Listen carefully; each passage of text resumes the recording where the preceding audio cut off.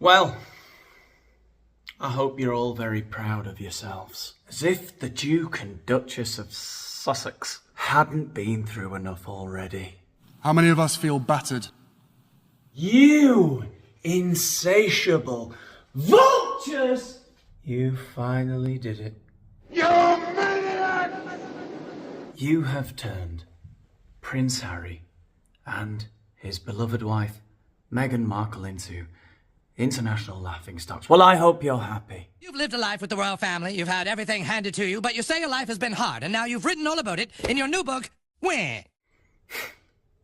Prince Harry poured his heart and evidently all of his intellect into that 500-page primal scream, Spare, his memoir. This has been a painful year in a painful decade. And Prince Harry poured all of his little heart and his little brain into this project, into this labour of love, if you will. And all you can do, you nasty cynics, is sit behind your keyboards, right? Making funny, snarky comments in the comment sections under the videos of grifter YouTubers. Yeah, that's right. You know who they are, all right? Sitting there, typing away with your funny comments in the comment sections. You just don't know when enough is enough, do you? Well, now you've really gone and done it. Because South Park have jumped on the bandwagon. And we all know there's no coming back from South Park. Now everywhere Prince Harry and Meghan Markle go, some funny Jack the Lad in the crowd will scream, "We want privacy!" We are witnessing a global assault. Well, I'm going to make one last appeal on Harry and Meghan's behalf to your humanity, your common decency. We're going to take a look at another passage from Spare. And this particular passage comes from St. Meghan's letters to the Philistines, her family. Chapter 61. I woke to a text from Jason. The Jason he's referring to is Jason Donovan, just in case you're wondering. Jason Donovan had fallen on hard times during this period, and Prince Harry had graciously agreed to take him on as an apprentice manservant. I woke to a text from Jason. Bad news. What is it now? I bet he's overstarched my shirts again. I thought, this is the last fucking straw. I replied. What is it now? The Mail on Sunday had printed the private letter Meg had written to her father. I had clearly been hasty in my judgment. Poor Jason, I thought. But it wouldn't have been the first time that washed-up Aussie wino had fucked up my laundry. The letter that Granny and Pa urged her to write. February 2019. I was in bed. Meg was lying next to me, still asleep. I waited a bit, then broke the news to her softly. My love, I said softly, Jason Donovan's clearly drinking again. Your father's given your letter to the Mail. No. I couldn't be 100% sure. The voice clip Jason had sent me was almost unintelligible. Harry, I have something to tell you, mate. It's about your... Oh, do you remember Joseph's Technicolor fucking Dreamcoat? Oh, that was a shit. Hey, babe, turn it up.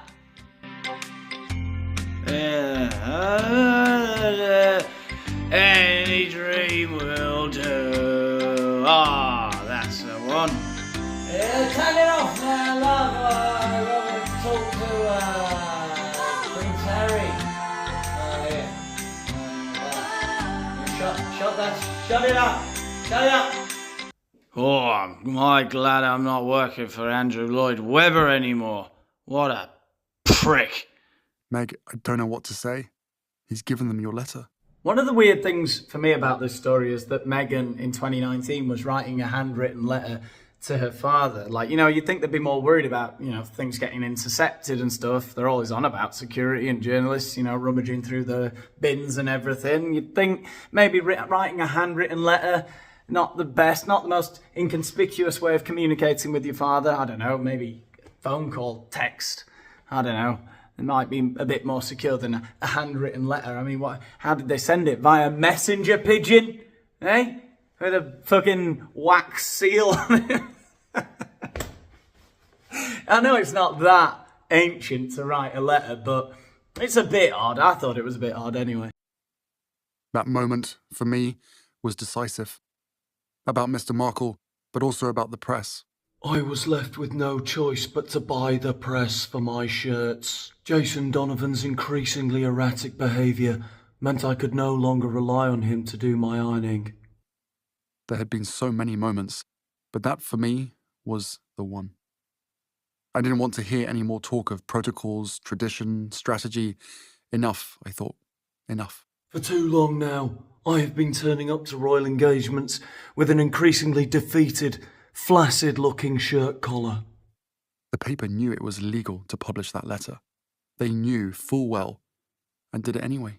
Just on a little bit of a serious note here for a second. Note the tone again, then the actual event that he's describing. It's a thing. If we take his word for it, if we take Harry and Meghan's word for it, what they're describing here is she sent a letter to her father and he betrayed her trust and gave the story to the newspaper, gave the letter to the newspaper, and they published it. And but that's not a nice thing to happen. But very famous people are used to that kind of thing happening. In the letter itself, she's saying to her father that he needs to stop giving interviews and he needs to be nice to her. You know, stop being nasty about me. We'll get to the letter in a minute. And it's like... So the relationship between Meghan Markle and her father from the letter she wrote sounds like it was already on the rocks, right? And that she was already worried about him revealing stuff to the press. And then his tone describing it all as though it was this massive betrayal that he couldn't believe. And then, you know, the newspaper publishing it because, you know, they're clickbaity, whatever, vultures. They're rummaging through people's trash. Of course they're going to publish the story if they're given it, you know. And then there's the next part, which is the letter, which we will get to. It's just completely banal. It's like the most pathetic letter I've ever read. There's nothing revealing in it. There's nothing... It's just the same shallow horseshit that Meghan says all the time in a letter form. and it pretty much says as much in the next few sentences. You know, there's nothing that could have ashamed her in it. There was no revealing private information about her. So the tone, this sort of sob story, oh, I can't believe this happened to us, it just doesn't quite fit. It doesn't quite fit the events he's describing. I don't know. Why? Because they also knew Meg was defenseless. They knew she didn't have the staunch support of my family, and how else could they have known this, except from people close to the family? That's a bit of a leap, Harry. I don't know. I think that the paper got hold of the letter, saw that there was nothing particularly private in it, thought that perhaps they could get away with publishing it, and thought, great, that's another thing that will drive up our clicks and drive up our sales in the shops if anyone still buys physical newspapers. I think that's what they thought, not that, you know, oh, she's defenseless. They'll never defend her. They hate her. I don't think it was that. I think it was just, we've got this letter. We might as well publish it because there's nothing in here that they could... Why would they want to bother suing us for this? You know? That's what I think they thought. Or inside the family. The papers knew that the only recourse Meg had was to sue. And she couldn't do that because there was only one lawyer working with the family, and that lawyer was under the control of the palace. Okay, let's do an Occam's razor thing. They've got my option, which is, I think, a tabloid newspaper that likes to print sensationalist nonsense stories, gets their hands on a letter written by Meghan Markle to her estranged father, and they think, oh, let's publish it and analyse it because it's not particularly, you know, I don't think there's anything liable in here, and maybe we can get away with saying that we thought that it was likely to get published or something like that, which I think is the defence they used, which worked for them initially, I think, until Meghan Markle appealed. Anyway, that's neither here nor there. That's what I think happened. They just took a risk and they got sued, right? Or there's Harry's version, which is, oh, they knew that the family wouldn't defend her and there was only one lawyer and the lawyer wouldn't defend her and they knew he wouldn't defend her. Really? Really? You think all that? You think they're all in on it? They think they all give that much of a shit about you? I'm going to go with my version. And the palace would never authorise him to act on Meg's behalf. There was nothing in that letter to be ashamed about. A daughter pleading with her father to behave decently. Meg stood by every word. So if she stood by every word, and as we've already said, her relationship with her father is already on the rocks. In the very letter she sent to him, she's asking him to stop betraying her. So the betrayal of him giving the letter to the press couldn't have been that much of a shock, couldn't have been that much of a traumatic experience. If anything, call me mad, she could have been pleased that they got hold of that letter and published it for the whole world to see. That way there was a record of her saying those things to her father, you know, saying to him, I want you to stop betraying me. Everything you're saying about me is a lie. You know, without actually having to say it in public and make herself look like an ungrateful daughter. There's evidence of her saying it directly to her father. And why would she do that if no one can hear it? Call me crazy. But, just call me crazy. I'm not going to make any accusations. She'd always known it might be intercepted, that one of her father's neighbours or one of the paps staking out his house might steal his post. Or Jason Donovan might drop it on the way to the post box. Anything was possible. But she never stopped to think her father would actually offer it, or that a paper would actually take it and print it and edit it. Indeed, that might have been the most galling thing. The way the editors cut and pasted Meg's words to make them sound less loving.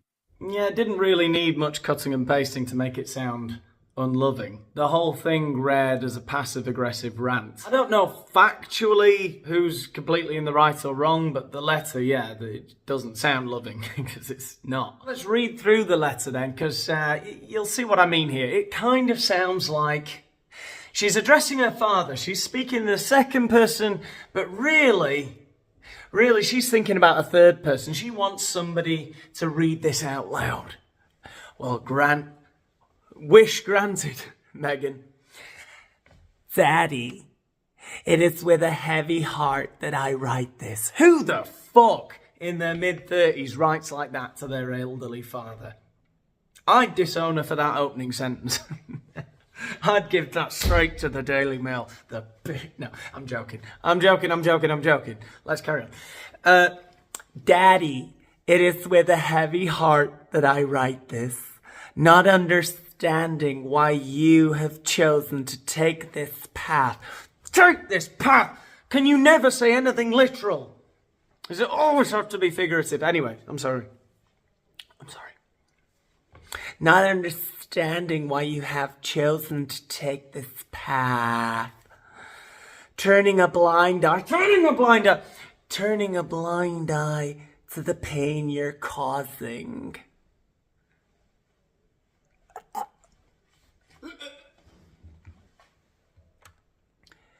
Your actions have broken my heart into a million pieces.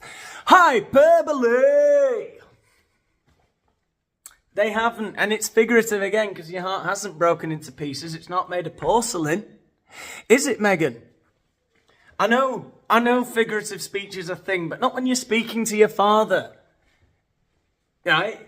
You're thinking about someone else reading this, not the person you're addressing. It's so narcissistic. It just is. Or it's extremely shallow, or I don't know what it is. It's bizarre. Your actions have broken my heart into a million pieces. Not simply because you have manufactured such unnecessary and unwarranted pain. You have manufactured such unnecessary and an unwarranted pain. Press, take her letter. I don't care about my daughter. Yeah. You have manufactured such unnecessary and unwarranted pain, but by making the choice to not tell the truth as you are puppeteered in this. Floral language with no meaning behind it. Narcissistic. It's a red flag for narcissism. Warning.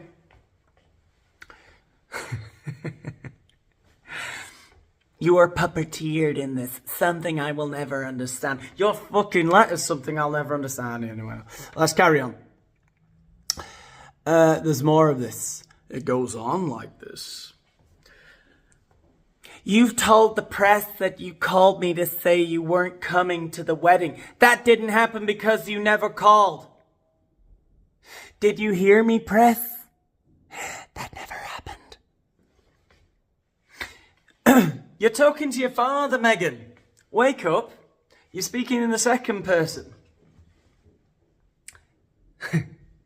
You're describing events as though you're writing a novel. It's bizarre. It's totally bizarre. Am I the only one who thinks that she wrote this letter intending for it to get published? Let's carry on. You've said I never helped you financially and you've never asked me for help, which I'm guessing it says with, which is also untrue. Did you hear that, press? Did you hear that, world? That's what I'm hearing now. I'm not talking to my father, I'm talking to the world who's hearing me talk to my father. Whatever. She doesn't... I don't know. That's the vibe I get. Have I got any way of proving this? No. Jesus. Nearly knocked everything over there. Well, this is going very professional. I know some of you don't like it when I make these standing up videos, right? You know. But I never claimed to be a consummate professional in this, you know. And I get a little bit too close to the camera sometimes. And I'll say I'm not a consummate professional. Clearly not a consummate shaver either.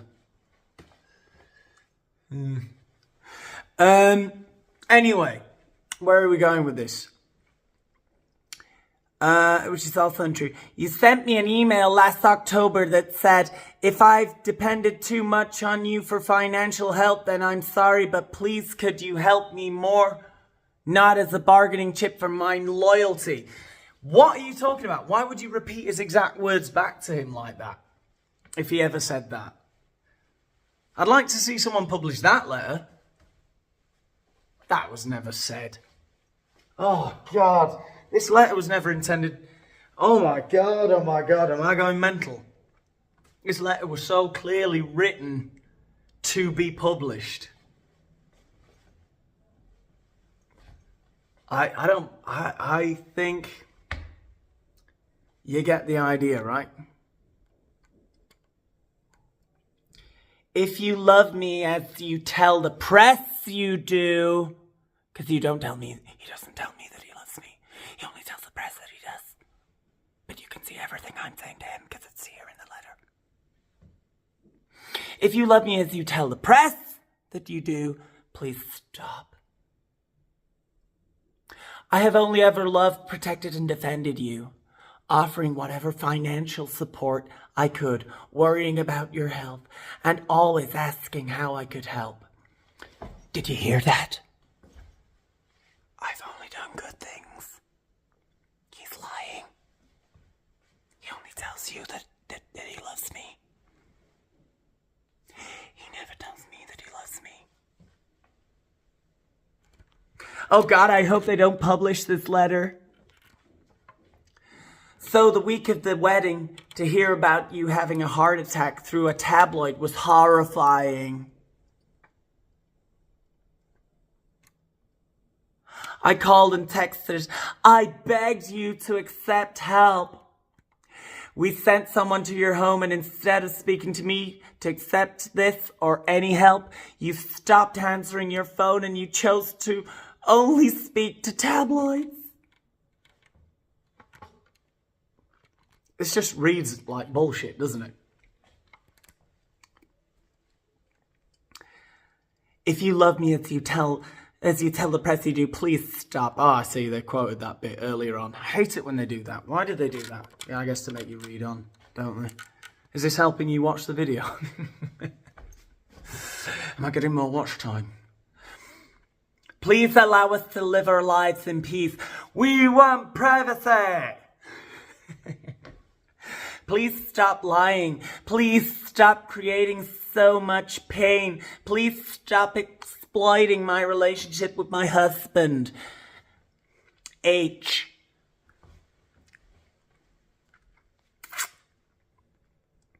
I realize you're so far down this rabbit hole that you feel, or may feel, I don't know if he feels, because he may not have feelings, because he only tells you that he loves me. I don't know if my father has any feelings. Oh, I hope they don't publish this. Oh. You feel, or you may feel, because you're so far down the rabbit hole. But you may feel that there's no way out, but if you take a moment to pause and think, you'll see that being able to live with a clear conscience is more valuable than any payment in the world. Even all the money that the tabloids are paying you. You sick son of a bitch. All right. Anyway, it goes on like this. Do we need to read any more? Let's get back to Harry. Seeing something so deeply personal smeared across the front pages, gobbled up by Britons over their morning toast and marmalade, was invasive enough. Ugh, those ghastly Britons over their toast and marmalade. Their mad glazed expression, their disgusting greasy hands feverishly fingering at the pages as they flick through their favourite tabloids, desperate for their daily fix, like pigs at the trough. But the pain was compounded tenfold by the simultaneous interviews with alleged handwriting experts who analyse Meg's letter. I know they say that handwriting experts are quacks and you can't really tell anything about someone's personality by looking at their handwriting. Phrenology was dismissed as quackery 160 years ago. Of course you'd say that. You're the brain pan of a stagecoach tilter. But someone writing like that, a letter to their father when they're talking about something really serious, and they write it like that, I mean, I'm sure that in most cases, handwriting experts are quacks. But if someone were to assume something about Meghan's personality from that, and inferred from the way she crossed her T's or curved her R's that she was a terrible person. No, 1,000 times no. Rightward slant, over-emotional. 1,000 times no. Highly stylized, consummate performer. 1,000 times no. Uneven baseline, no impulse control. 1,000 times no. The look on Meg's face as I told her about these libels rolling out, I knew my way around grief, and there was no mistaking it. This was pure grief. Either this was pure grief, or my wife was the greatest actress of all time. She was mourning the loss of her father, and she was also mourning the loss of her own innocence. yes, that was the moment that this 38-year-old, Hollywood-born and raised, divorcee actress lost her innocence. She reminded me, in a whisper, as if someone might be listening, that she'd taken a handwriting class in high school. And as a result, she'd always had excellent penmanship. Yeah, so both she at the time and now you in your memoir feel the need to explain this madness. Yeah, nobody writes like that. It is a sign of a personality disorder. People complimented her. She'd even used this skill at university to earn spare money. But she's getting plenty of spare money now, isn't she? Thanks. It wasn't easy. Yeah. Nights, weekends, she'd inscribed wedding and birthday party invitations to pay the rent.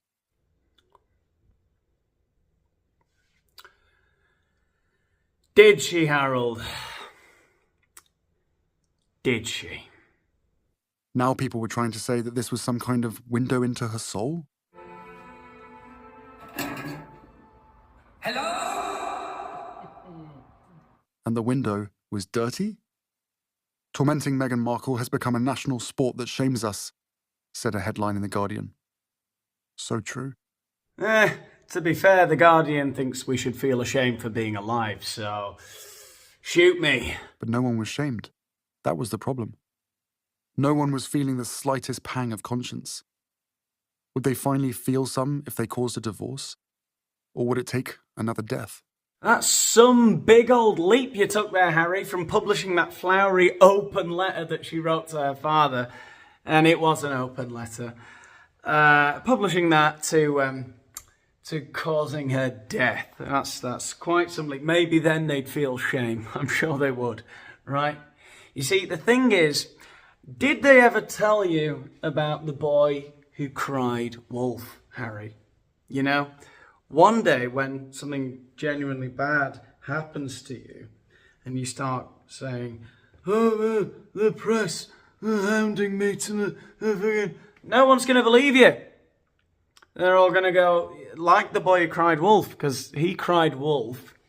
He was just bored, alone with the sheep in his field, and he started going, wolf, wolf, wolf, and everyone's like, where's the wolf? There was no wolf, Harry. He was lying. And then, you know, it just the next time, they still believed him. Just like, you know, you've still got Christopher Boozy and Omid Scobie. Like, they've still got your back. But eventually, maybe even those idiots will turn on you. What had become of all the shame they'd felt in the late 1990s? Meg wanted to sue. Me too. Rather, we both felt we had no choice. If we didn't sue over this, we said, what kind of signal would that be sending? To the press? To the world? Can you imagine the signal that would be sending, not just to the press, but to the world? And to all future generations of humanity? Can you imagine it? If they didn't sue the press for publishing that open letter? Can you fathom the ramifications for the human race if Harry and Meghan hadn't decided to sue the shit out of that tabloid newspaper? Doesn't bear thinking about, does it?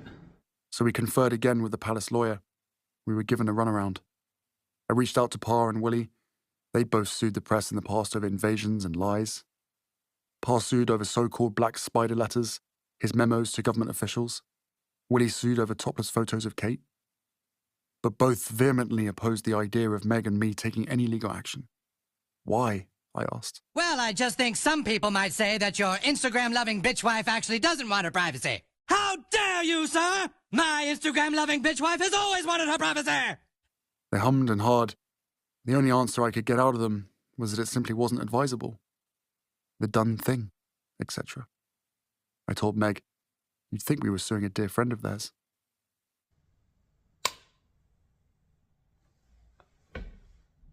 Stunning and brave. How did they have so much stunning bravery, these two, to write this novel? I mean, memoir, right? Together, hand in hand, with the fellow who either did or didn't finish it. We don't know. Can't remember his name. Should probably remember his name, shouldn't I? Mooringer, was that it? Mooringer. What hell Harry has been through, and Meghan.